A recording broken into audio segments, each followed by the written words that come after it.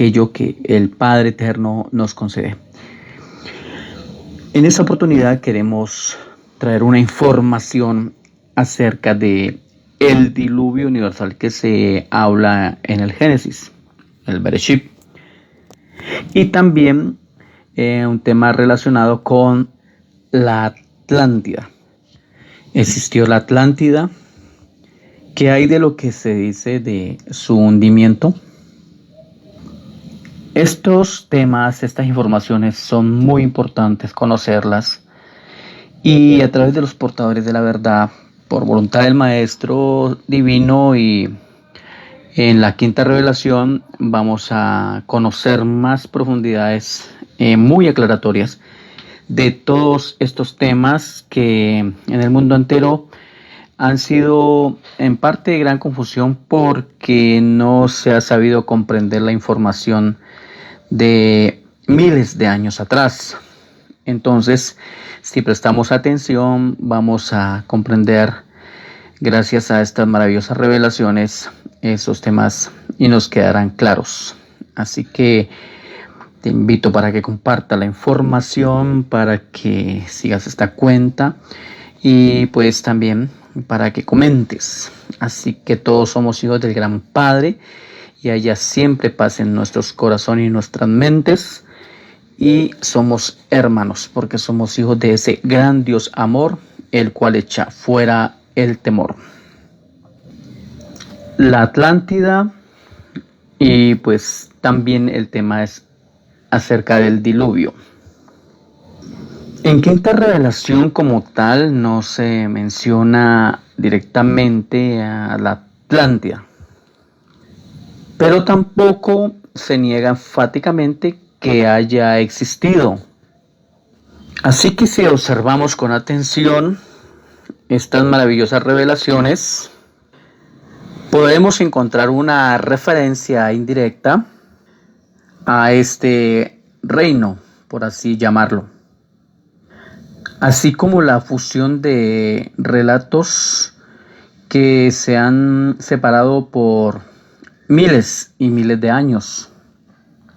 Estaría hablando, pues, según quinta revelación, la de la primer ciudad en este planeta y también el segundo Edén, que también se enseña en quinta revelación, las cuales pues fueron víctimas de grandes inundaciones locales, obviamente, no mundiales. Bueno, habrán quizá escépticos que al no comprender estas revelaciones pues se levanten y digan que es información falsa, pero pues de todas maneras solo se está informando conforme a lo que traen los portadores de la verdad de los archivos fidedignos del universo. Así que es frecuente que hechos históricos separados por siglos, estos se conviertan con el paso del tiempo en imaginarios colectivos de un solo suceso. Es como decir que todo se narra como si hubiera sido un solo suceso que ocurrió, pero al separar, o sea, al venir con conocimiento y separar cada hecho o suceso en cada tiempo, pues vamos a tener mayor comprensión de todos estos temas que han sido gran desinformación en el mundo entero. También fue, claro, hace unos 2400 años, el filósofo griego Platón escribió sobre este reino sumergido, estoy hablando de la Atlántida. Así que cuando estudiamos la quinta revelación, pues debemos de tener en cuenta todos estos eventos en los diferentes tiempos, no solamente décadas, estoy hablando de miles de años atrás, miles. Entonces no podemos asociar todo como si fuera un paquete próximo que ha ocurrido. Allí es donde tenemos que venir con conocimiento y saber dar claridad en este punto. Esto entonces nos permite ver como la sumersión de la primer ciudad, que llevaba por nombre Dalamatia, y también la inundación del primer jardín. Todos estos temas obviamente son de quinta revelación, son temas avanzados que nos aclaran, por supuesto, y que tenemos que, si nos interesa, pues esta información es tenerlas muy presentes. Y aunque todo esto fue pues separado en el tiempo, otorgaron los ingredientes acumulativos para que se originara el mito de la Atlántida, descrito miles de años después de Platón. Así que en primer lugar miramos pues la civilización de Dalamatia, la primera ciudad construida en este planeta, la cual y por motivos o causas naturales se sumergió en el Golfo Pérsico. Y posteriormente pues también la sumersión del primer jardín, que representó una civilización que se sumergió miles de años después. Obviamente el primer jardín fue a donde llegó Adán y Eva cuando ellos llegaron a esta tierra y acá fueron materializados. Pero pues obviamente debido a la caída, debido a la desobediencia, entonces ellos les tocó salir al segundo jardín. Y este primer jardín fue el que se hundió. Y que pues debido a los miles de años atrás que ocurrió esto, pues los narrativos lo han asociado como si fuera un solo evento. Pero pues son dos eventos en diferente tiempo y pues no podemos confundirlos. Ahora, los noditas presumerios, en otro video, otra grabación, hablé de los noditas, que en realidad hay una referencia muy corta en Génesis 4. Estos noditas pues también fueron los que se conocieron como los héroes de antaño, que también hay una referencia en el Génesis. Y estos provenientes del Golfo Pérsico llevaron a Egipto la historia de la primer ciudad, Dalamatia, la cual sufrió este hundimiento. Y también la llamaron Dilmun. Y después también los anditas del segundo jardín en Mesopotamia emigran al sur, van a Egipto. Y ellos pues llevan la historia del primer jardín sumergido. Y allí los sacerdotes egipcios reciben esa información y es allí donde la fusionan. O sea, se toma como un solo suceso el hundimiento de la primera ciudad y el primer jardín. Y allí ya se crea una confusión, una mala información. Ahora, siglos después, el filósofo griego Solón tendría contacto con ellos en uno de sus viajes a Egipto. Y estos pues le narran oralmente la historia de esta ciudad perdida, hundida en el mar. Pero sabemos que de narración en narración pues viene la confusión. Asimismo ha sido pues la Torá de los hebreos. Primero fue Torá oral, que venía pues todos estos acontecimientos de narración en narración, los padres a los hijos a los hijos de los hijos y así sucesivamente, hasta que pues la Torá también se escribió. Pero de todas maneras, de información en información ha habido mucha desinformación. Por eso es que hay tanta confusión en estos libros que llaman sagrados, la Torá, la Biblia y otros. Así que aquí la historia de las dos civilizaciones antiguas se funden en una sola, y los sacerdotes de Egipto crean en un proceso de siglos un relato fusionado. Así que luego los egipcios lo cuentan ya tergiversado en su lengua a Solón. Obviamente lo repito, aquí ya la información viene adulterada. Y Solón oralmente lo sigue transmitiendo. Y así sigue la información en información hasta que llega a Platón. Y ya Platón comenta en sus escritos que todos los conceptos egipcios de la descripción de la civilización perdida son transliterados y traducidos a conceptos e ideas griegas. Ya aquí obviamente ya pasan a estos griegos. Y todo esto pues hace que él lea e imagine el relato, ya ahí le mete su imaginación, pero con los ojos de un griego. Y pues lo adapta a causas políticas y republicanas griegas. Y esto es así porque él utiliza nombres de dioses griegos, como Atlas y también Poseidón. Y posiblemente a esta última adaptación griega se le llama Atlántida, pues por lo de Atlas. Y así es como pasa a llamarse la Atlántida, a este reino hundido. Miremos entonces esta comparativa. Platón entonces describe una ciudad dividida en 10 reinos. Son temas que si miramos en la Biblia también se habla de los 10 reinos, sino que todo esto pues obviamente hay que saberlo desglosar para no hacer una confusión de todo este paquete. Todo esto tiene que saberse explicar en su debido tiempo y en sus debidos procesos.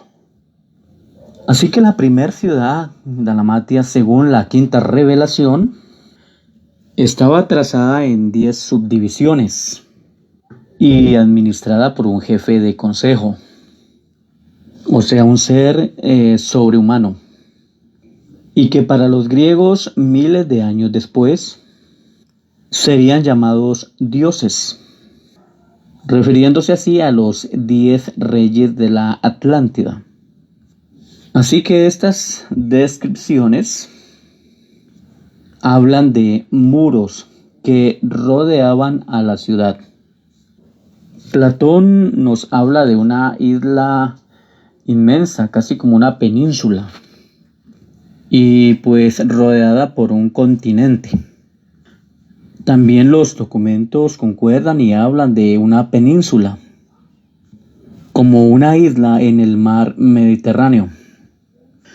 Y estos relatos pues hablan de las bellas decoraciones artísticas de los edificios. Así que estas descripciones nos muestran que tanto la Atlántida como el primer jardín estaban rodeadas por montañas, y todo esto como barrera natural. Y en estas ambas narraciones se nos cuenta que estas montañas contenían materiales preciosos.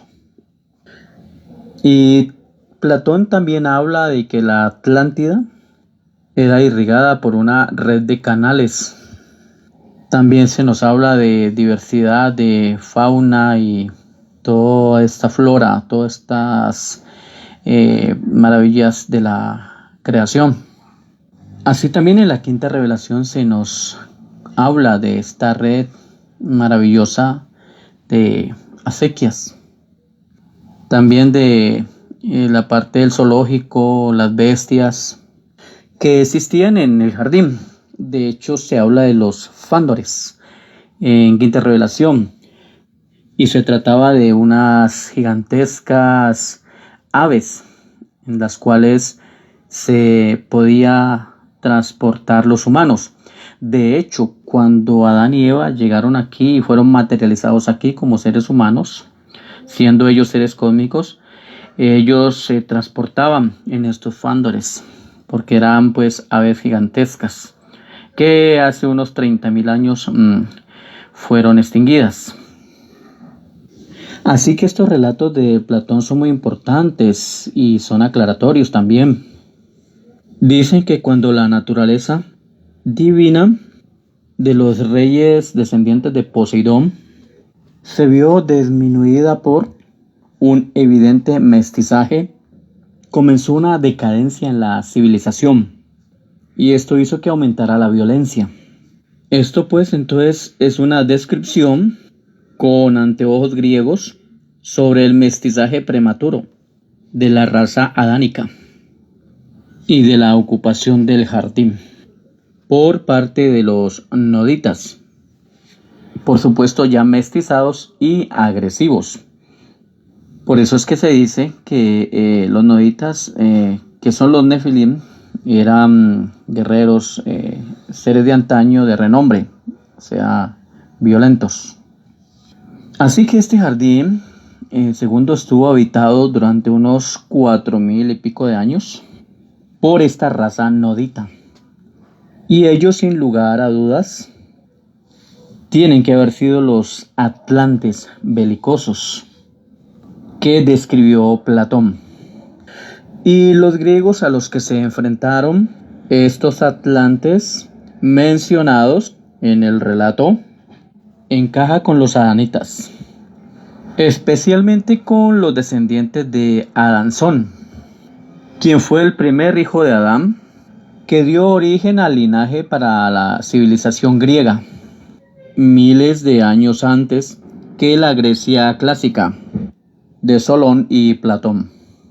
La tradición ha situado las columnas de Hércules en Gibraltar, pero una investigación más profunda revela que lo más probable es que estuvieran situadas en la isla de Anticitea y la Atlántida o Edén, más allá de las mismas, en el Mediterráneo, o sea, entre Chipre y Siria. No olvidemos lo que ya narré antes en este audio video.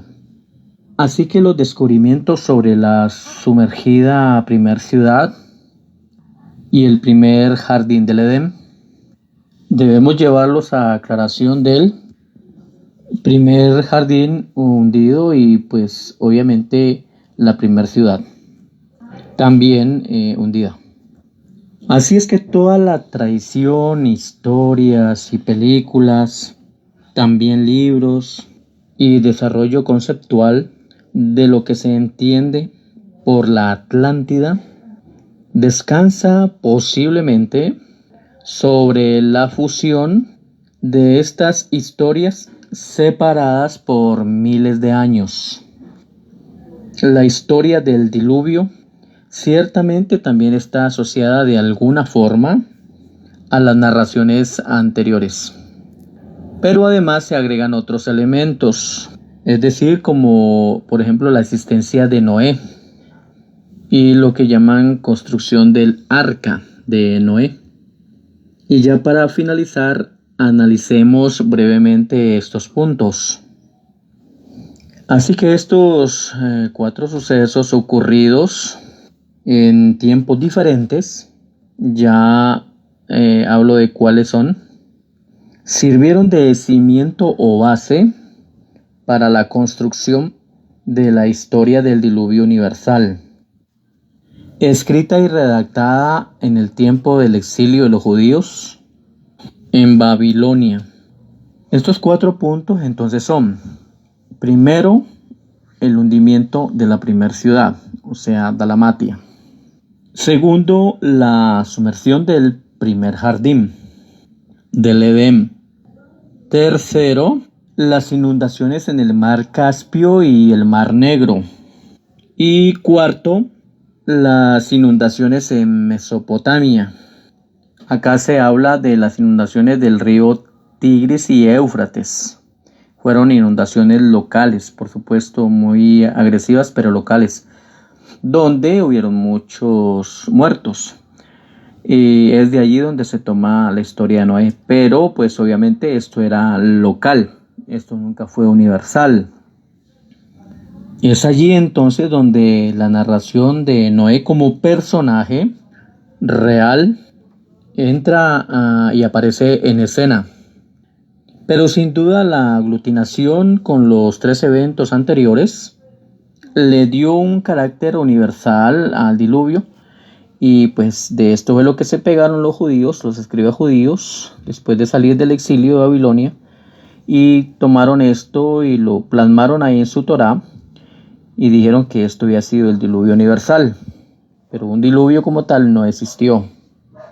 Y pues las migraciones sanditas por la tierra llevaron como relato estos sucesos refundidos y mezclados. Sobre esto hay mucha información y obviamente pues para tener más claridad lo mejor es venir a Quinta Revelación, que nos pone todo más claro, pero obviamente con una mente abierta. Porque si llegamos a una Quinta Revelación con una mente D o una mente 4D saboteada, pues no se va a poder comprender los temas de la quinta dimensión en Quinta Revelación. Por eso necesitamos tener una mente avanzada, una mente despierta, porque por eso el maestro dice que el que pueda entender que entienda, y que es para la mente que tenga entendimiento. Y pues todo lo que ha pasado con inundaciones y eventos catastróficos tiene que ver con eventos de la naturaleza. No se debe tratar o llamar como juicios de Dios, sino que son eventos que han ocurrido y siempre ocurren y seguirán ocurriendo. Pero pues obviamente de los hombres antiguos con una mente pues saboteada, todo esto lo interpretan como castigos divinos de Dios. Por tanto, debemos entender y comprender que nuestro planeta está sujeto a cambios climáticos y biológicos, que por supuesto son naturales y cíclicos. Entonces, siempre con una mente abierta debemos lograr una comprensión equilibrada y razonable sobre lo que hoy se denomina como cambio climático. Obviamente no ignorando lo que el hombre ha estado creando, maquinarias y todo esto que tiene que ver para afectar el clima. Son unas cosas con otras, pero hay que saber entender esto para, pues aquí el punto es no echarle la culpa a Dios, no afirmar pues que son castigos divinos por una cosa y por otra, porque es que siempre el hombre termina tirándole la culpa a Dios. Así no debe ser. Hay que evitar estos puntos de vista exagerados y catastróficos de parte de Dios. Simplemente en la tierra está establecido así. De hecho, el mismo maestro, en una pregunta que se le hace acerca de la lluvia, ¿por qué llueve cuando no debería llover? Un ejemplo. Y él dice que él o el Padre no tienen nada que ver si llueve o no llueve, si sale sol o no sale sol, porque eso está establecido y esto ya es algo de la tierra, así está establecido. Entonces, cualquier cambio brusco que haya en la tierra, pues es precisamente de la misma tierra, que está sujeta a estos cambios. Ahora, en Quinta Revelación se nos entregan estos mensajes esenciales para comprender la verdadera naturaleza de Dios. El pueblo de la tierra de Urantia sigue padeciendo la influencia de los conceptos primitivos acerca de Dios. Se confunde mucho la mente que no ha despertado, que no ha sido elevada. Se confunde o confunden al verdadero Padre Amor, el verdadero Dios, al Hijo Divino y los seres maravillosos del universo con estos dioses del pasado, los inces desencadenados en la tormenta que hacen temblar la tierra en su cólera. Por eso hablamos pues del Dios del pasado, Yahweh, llamado después Jehová, y otros que en su cólera hacían temblar la tierra y traía destrucción, y aún su legado sigue trayendo destrucción sobre la tierra y los humanos. Por allá hay un texto donde dice que el día de Jehová está cerca, y también se pregunta en el mismo texto: ¿y para qué queréis el día de Jehová? Si es un día de destrucción, día de ira, porque así era este Dios del pasado. Afortunadamente ya no está en este planeta, ya salió, Por lo tanto, no se volvió a nombrar y nunca fue el verdadero Padre y creador de todo. No obstante, el maestro enseña que sí viene una tribulación como un dolor de parto para toda la humanidad. Pero pues obviamente no es por parte ya del Dios colérico, sino que ya son eventos que tienen que acontecer, porque todo ayuda también para bien. Así que estos dioses del pasado pues manifestaban su descontento y había que realizarles sacrificios humanos y de animales. Eso lo vemos en la misma Biblia, en el Antiguo Testamento, en la Torá también. Así que estos eran los dioses de la religión primitiva, dioses del pasado, de la religión primitiva de los hombres de aquel entonces, dioses castigadores en gran manera, muy diferentes al gran y Padre Dios, al Hijo Divino y a otros seres maravillosos también dioses del universo. Son totalmente diferentes. Ellos viven por la eternidad y rigen en los universos. Muy bien, quedamos entonces aquí, dejamos aquí y sé que esta información nos ayuda a dar mucha más claridad sobre estos asuntos del diluvio universal, de la Atlántida y lo que tiene que ver con estos hundimientos, estas inundaciones. Pero pues para más información seguimos aquí nutriéndonos. También pues obviamente por lo que viene del Padre, de los reveladores de la verdad, y seguimos alimentándonos, creciendo en estatura y conocimiento. Muy bien, entonces comparte la información y vamos adelante. Mucha paz.